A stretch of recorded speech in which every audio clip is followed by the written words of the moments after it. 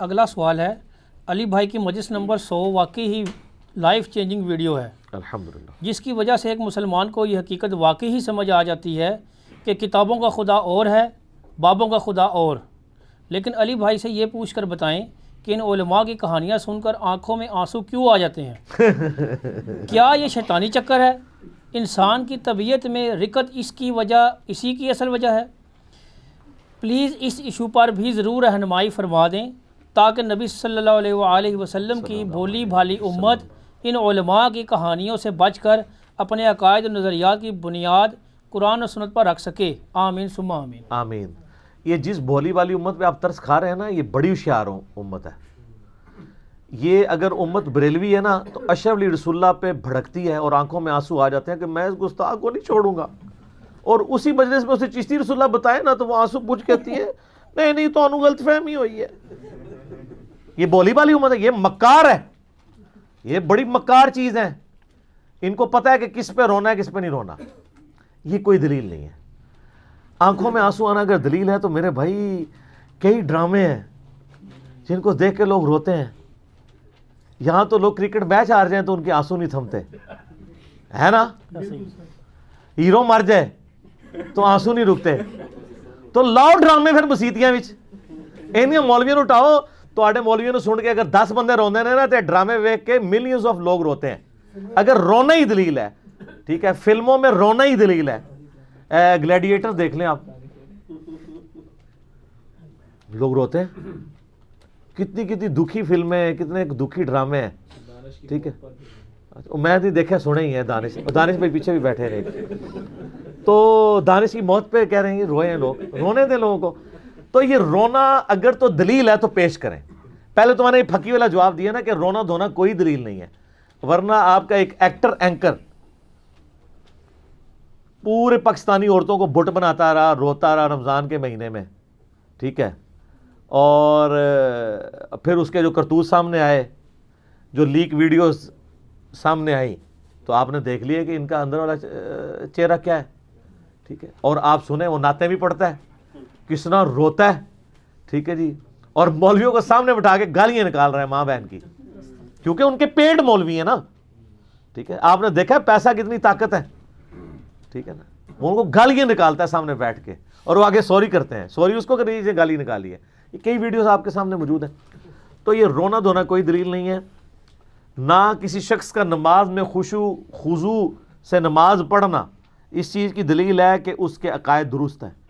ورنہ آپ یہ بابا گرو نانک کے مزار کے اوپر اگر چلے جائیں کرتارپور میں، تو وہاں بھی بڑے خشوع خضوع کے ساتھ وہ میوزک چلا کے تو ادھر وہ دھیان رکھ کے بیٹھے ہوتے ہیں۔ آپ ہندوؤں کی عبادت گاہوں میں چلے جائیں، وہ بھی بڑے خشوع خضوع سے بیٹھے ہوئے ہیں۔ سر آپ چلے جائیں ویٹیکن سٹی میں، وہاں بھی بڑے خشوع خضوع سے لوگ عبادت کر رہے ہیں۔ اور آپ ویلنگ وال جو ہے وہ دیوار گریا یروشلم کے اندر، وہاں پہ بھی جو یہودی یوں کر کے تورات پڑھ رہے ہوتے ہیں، آپ ان کو دیکھیں، ٹھیک ہے۔ اور آپ پاکستانی جو فرقوں کے علماء ہیں ان کو دیکھ لیں، طارق جمیل صاحب کا لیکچر سن کے اگر کسی کی آنکھوں میں آنسو آتے ہیں تو آپ کسی کٹر بریلوی سے پوچھیں کہ یار اس کو تو سن کے آنکھوں میں آنسو آ جاتے ہیں لہٰذا یہ حق پہ ہے، وہ کہے گا یار اس طرح کوئی حق پہ ہوتا ہے۔ اور سب سے زیادہ جو رونے والا مکتبہ فکر ہے اس کو تو آپ کی پاکستان، انڈیا، بنگلہ دیش کی اکثریت کافر سمجھتی ہے، شیعہ کو، وہ تو ہر مجلس میں روتے ہیں۔ تو کہتے ہیں نہیں رونے دھونے کو چھوڑیں۔ اگر رونا دھونا دلیل ہے تو پھر دوسرے کے حق میں بھی تو مانیں آپ، ٹھیک ہے۔ اسی طریقے سے ثاقب رضا مصطفی صاحب کو جھوٹا واقعہ سناتے ہیں، آپ کی آنکھوں میں آنسو آ جاتے ہیں، اور جب ہم اس کی انجینئرنگ کرتے ہیں تو آپ کو غصہ آ جاتا ہے۔ ہم کیا کریں میرے بھائی، ہم نے نبی علیہ السلام کے دین میں جن لوگوں نے بگاڑ پیدا کیا ہے ان کو ایکسپوز تو کرنا ہے۔ ہماری ذاتی دشمنی تو ان کے ساتھ کوئی نہیں ہے، لیکن ہمیں پتہ ہے یہ دین کا نقصان کر رہے ہیں، اس لیے ہم ان کے بارے میں بولتے بھی ہیں۔ رونا دھونا کوئی دلیل نہیں ہے۔ یہ میں نے جتنی مثالیں دی ہیں یہ آپ سامنے جب رکھیں گے تو یہ خود ماننے کے لیے تیار نہیں ہوں گے کہ رونا دھونا دلیل ہے۔ ان سے پوچھیں اگر قادیانی روئیں، کہیں گے یہ کوئی دلیل نہیں ہے جی، یہ کوئی دلیل ہے، ٹھیک ہے جی۔ وہ فلاں بندہ اس کی بڑی خوبصورت داڑھی ہے جی، اور پتہ چل جائے دوسرے فرقے کا، وہ کہتے ہیں نہیں لعنت پڑی ہوئی ہے، اسی طرح نا۔ تو یہ ہر بندے نے اپنا کرائٹیریا بنایا ہوا ہے۔ اصل کرائٹیریا جو ہے نا وہ ہے علم، لیکن یہ بات ہے کہ یہ جھوٹی چیزیں جو ہے نا ان میں مزہ بہت ہے. اتنا مزہ ہے کہ وقت کے پیغمبر کا انکار کر دیا لوگوں نے ان جھوٹی کہانیوں کی وجہ سے, حضرت عیسیٰ علیہ السلام کا, محمد رسول اللہ کا صلی اللہ علیہ وآلہ وسلم, ان کہانیوں کے اوپر. آج آپ کو کرسچن بھی کہتے ہیں نا یار دیکھو ہمارے نبی کی شان ہے کہ وہ کروسی فکشن کی وجہ سے وہ سب کے گناہوں کا کفارہ بن گیا ہے. تمہارے نبی نے کیا کیا ہے؟ اب یہ تو ہے تو کہانی ہے. کیا یہ دین آپ پیش کر سکتے ہیں ایتھیسٹ کو؟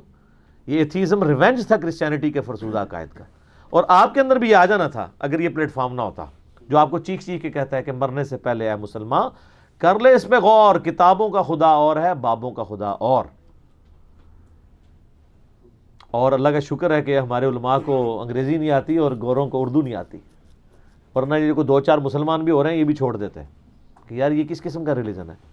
رونا دھونا ایکٹنگ کرنا یہ کوئی دلیل نہیں. یہ ایکٹر ہے, میں آپ کو بتاؤں ایکٹنگ کے ساتھ بھی رو رہے ہوتے ہیں.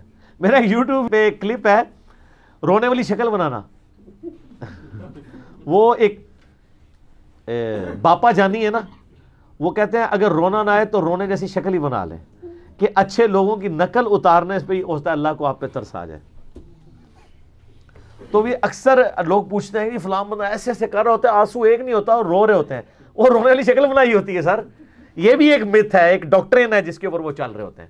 اور رو بھی کوئی پڑے اس سے کیا فرق پڑتا ہے؟ مجھے بتائیں ایک بندہ اگر رو رو کے کہے کہ 2 + 2 5 ہوتے ہیں, آپ اس کے آنسو پوچھتے دیکھیں کہ ٹھیک ہے یار آج کے بعد 5 ہی ہوتے ہیں, بتائیں مجھے. تو آپ رو رو کے کہانیاں میں سنائیں, ہم کہیں قرآن یہ نہیں مانتا, آپ کہتے ہیں قرآن کیوں پیش کرتے ہو؟ رونے سے, کرتب دکھانے سے, الوژن کرنے سے کوئی کچھ نہیں ہوگا.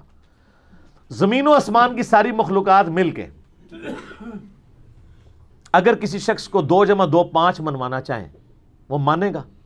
ایک شخص کہے کہ میں ایک مردہ زندہ کر دیتا ہوں, سپوز دجال, اس کے اگینسٹ تم کہہ جو 2 + 2 5 ہے, آپ کہو گے؟ تو سر پھر آپ لوگوں کی جھوٹی کہانیاں وہ سچی کہانیاں الوژن کی فارم میں بھی ہوں, ان کو دے کے ہم قرآن اور سنت کو کیسے غلط کر دیں؟ تو میں نے وہ جو دجال والی حدیث سنائی ہے صحیح مسلم کی کہ قرب قیامت میں جب دجال نکلے گا تو ایک مؤمن کھڑا ہوگا, بخاری میں بھی ہے, مسلم میں ڈیٹیل ہے. وہ مؤمن دجال کے حواریوں کے پاس جائے گا, ساتھیوں کے پاس, کہے گا کہ میں اس سے ملنا چاہتا ہوں. وہ کہے گا ہم تجھے نہیں ملنے دیں گے, ہم تجھے سزا دیں گے. وہ کہے گا کہ بھئی تمہارے حضرت صاحب نے کہا ہوا ہے کہ جو بندہ ملنے ہے پہلے ملاقات کراؤ, اس کے بعد سزا دو, تم مجھے سزا دے لینا, میری ایک ملاقات تو حضرت صاحب سے کروا دو. وہ جائے گا تو اس کے ماتھے پہ لکھا ہوگا کافر, لیکن لکھا ہوگا ایبریویشنز میں, کاف, الف, فا اور را. کافر ڈائریکٹ نہیں لکھا ہوگا, ڈائریکٹ ہو تو سارے ہی پڑھ لیں. وہ جو چونکہ ایبریویشن میں لکھا ہوگا تو آپ لوگ پڑھ رہے ہوں گے کاف سے کشف, الف سے الہام, فا سے فیض اور را سے روحانیت. وہ کہیں گے نہیں بڑے پہنچے بزرگ نے, اور پھر وہ پونے پہنچے بزرگ بھی بان کے دسے گا.